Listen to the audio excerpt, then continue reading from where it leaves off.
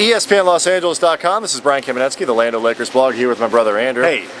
I have a score sheet that proves a game was played Friday night at Staples Center between the Philadelphia 76ers, it appears, and the Los Angeles Lakers. Lakers win 99-90. They didn't play particularly well in the process.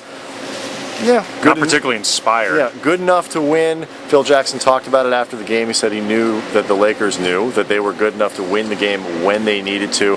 He wished they'd done it in the first and second quarters. Instead, they waited until the third and fourth.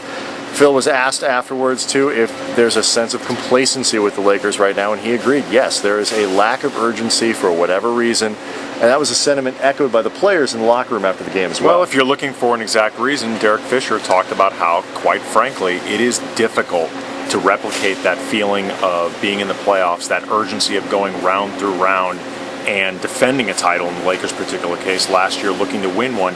It's difficult to get into that mentality during a February game against the Philadelphia 76ers. No disrespect to his opponent, as he put out there, but really, when you're not trying to fool yourself, it's not the same thing. And as Fisher pointed out, that's why it's so difficult to repeat, because you have to build yourself up to a point where you're good enough to repeat, but it's difficult to keep playing with that sort of urgency and focus when a lot of these games, it's hard to really say they matter. That's true, and of course we won't know if the Lakers have lost an important edge until they get to the playoffs.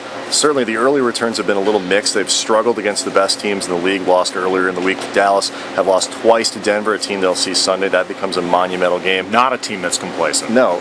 The Lakers know they need to play better against some of these good teams. We'll hopefully see a better effort on Sunday, but long term, we may not know if they've lost anything at all until the playoffs come.